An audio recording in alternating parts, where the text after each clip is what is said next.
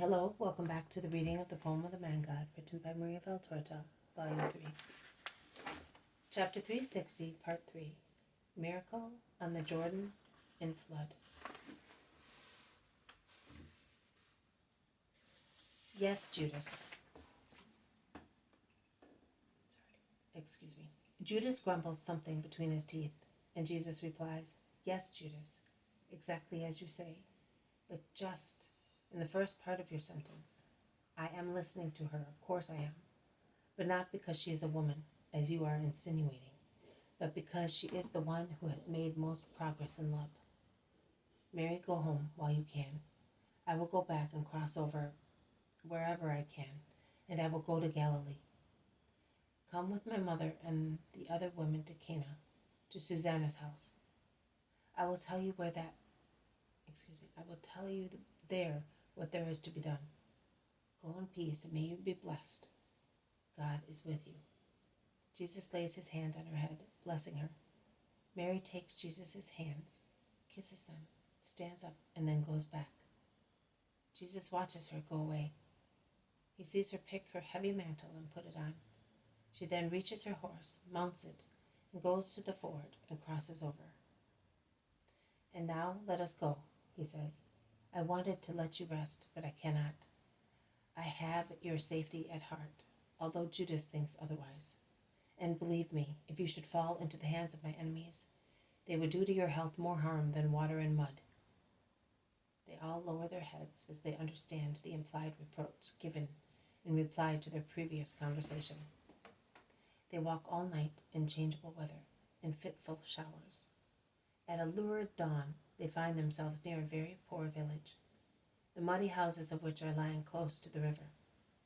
The river is a little narrower than at the ford. Some boats have been beached as far as the houses to protect them from the flood. Peter utters his cry, Hey! A vigorous elderly man comes out of a hovel. What do you want? Boats to cross over. Impossible. The flood is too dangerous. The current. Hey you, are you telling me? I am a fisherman from Galilee. The sea is one thing, but this is a river. I do not want to lose my boat. In any case, I have but one, and you are many. You liar. Are you telling me that you have one boat only? May I go blind if I am lying.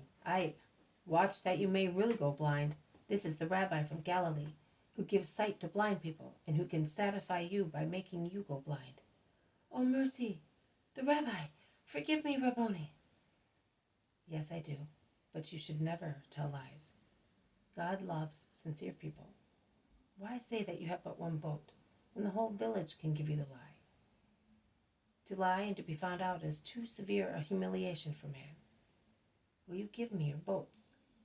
All of them, master. How many do we need, Peter? In normal conditions, 2 would be enough, but with the river and flood, it is more difficult to maneuver them, and we need 3. Take them, fisherman. But how will I get them back? Come in one of them. Have you no sons? I have 1 son, 2 sons-in-law, and some grandchildren. 2 in each boat are enough to bring them back. Let us go. The man calls the others, and with the help of Peter, Andrew, James, and John, they push the boats into the water. The current is strong and threatens to drag them away. The ropes holding them to the closest tree trunks are as taut as bows and creak under the stress. Peter looks. He looks at the boats, at the river, and shakes his head. He ruffles his gray hair with one hand and casts an inquisitive glance at Jesus. Are you afraid, Peter? Well, almost. Be not afraid. Have faith. And you too, man. He who carries God and his messengers must not be afraid. Let us get into the boats. I will go into the first one. The owner of the boats makes a gesture of resignation. He must be thinking about his relative's last hour, or his, has come. He must at least be afraid of losing his boats or ending no one knows where. Jesus is already in the boat. He is standing in the bow. All the others embark, some in the same boat, some in the other 2. Only an old man remains on the embankment, a servant perhaps, watching the ropes.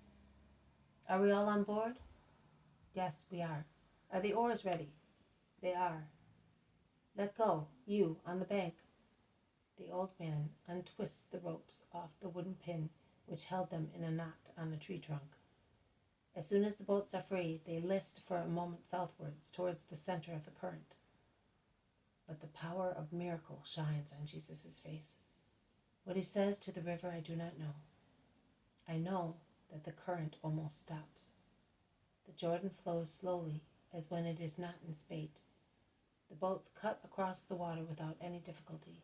Nay, they are so fast that their owner is amazed. They are now on the other side. They disembark with ease, and the current does not threaten to drag the boats away, even when the oars are still. Master, I see that you are really powerful, says the owner of the boats.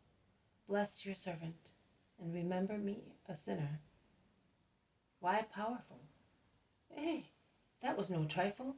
You stopped the current of the Jordan in flood. Joshua had already worked that miracle, and it was even greater, because the water of the river disappeared to let the ark pass.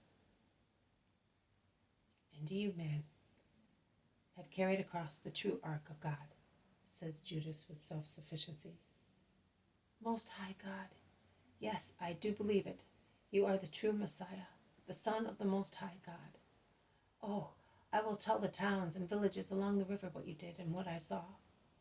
Come back, Master. There are many sick people in my poor village. Come and cure them. I will come. In the meantime, preach in my name faith and holiness to be acceptable to God. Goodbye, man. Go in peace, and be not afraid about your return. I am not afraid. If I were afraid, I would ask you to have mercy on my life. But I believe in you and in your goodness, and I am going away without asking for anything. Goodbye. He gets into his boat. He stands off and departs. He is sure of himself and soon reaches the other bank. Jesus, who has remained still until he sees him on the other bank, makes a gesture of blessing. He then withdraws towards the road.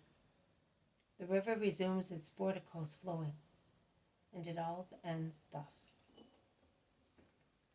This has been a reading from the Poem of the Man God, written by Maria Valtorta, Volume 3.